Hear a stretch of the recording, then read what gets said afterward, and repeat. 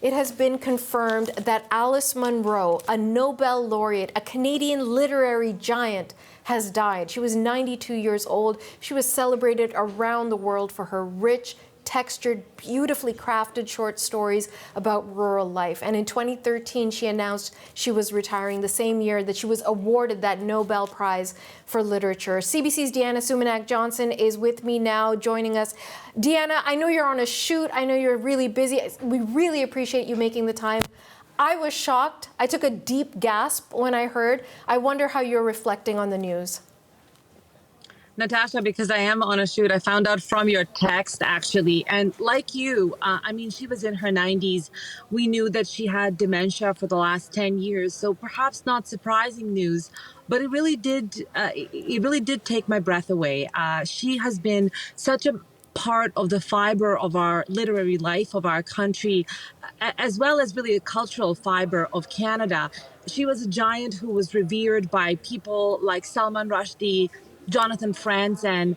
So it's difficult to imagine a time when a woman like Alice Munro wrote about stuff that at the time was thought to be trivial, banal, because it had to do with lives of women. Not surprisingly, lives of girls and women, one of her best known books, Love of a Good Woman. And at the time that she started writing, she was a homemaker. She was staying home with her children, and she called herself a B- homemaker. She was not very into it, but she started writing short stories, which of course is what she's best known for, because that was all she had time to do. She was doing it while her kids were napping in between her house chores. So this really tells you about the time that she was cultivating her literary craft, and something about her understanding of that domestic sphere, of the seemingly mundane but so important events in lives of girls and women. I feel like I keep quoting the title of one of her best known works.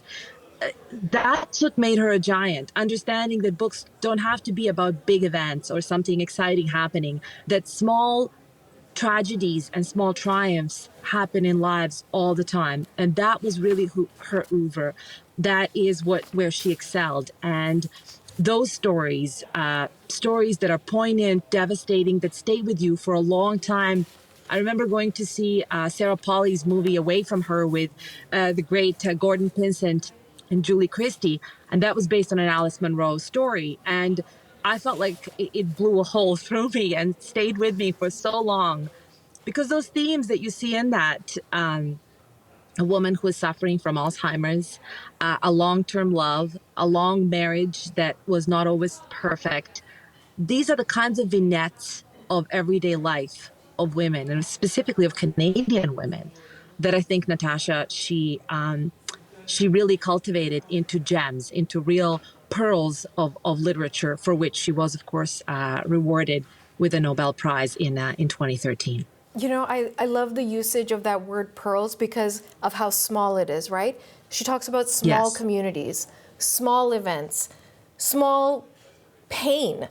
But in her descriptions of those things, they were so big and they were so relatable and so beautiful. And I think to so many of us, I mean, Deanna, both you and I are immigrants to this country, and right. Alice Munro and Margaret Atwood are two women that if you read their work, they introduce you to Canada. They let you know what it's like to live in this part of the world. It really eye-opening work. I wonder if it resonated for you in that same sort of way.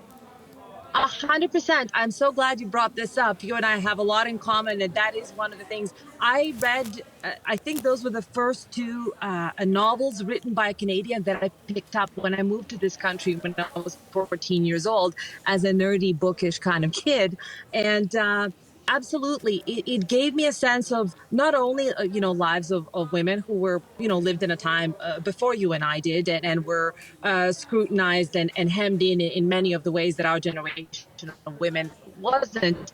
But also, as you said, the time and place, small Canadian towns, the gossip of the town folk, the kind of social mores, the ethics, the dilemmas, the kind of position you occupy in society, that she really understood so intimately, because this was her life. She was a small town gal. She did have this life as a as a wife and a mother before she became such a literary star. At one point, and this is so hard to wrap my head around. She said she had to ask her husband for allowance, even to go to the grocery store and to do some shopping. And then when you think about the kind of course, literary glory that she ended up achieving, but it took many decades, I think, for the world to catch up with her. And that those pearls that she was cultivating during all those years were born out of something really real, and that's always the thing that great writers have in common. Salman Rushdie, his reality was real, which is so much more. There's the elements of fantasy and there's lots of epic and historical stuff. But she wrote about small stuff, domestic sphere, and that still really delineates people's lives. And that's why I think she was so loved by other authors, but also by readers for generations.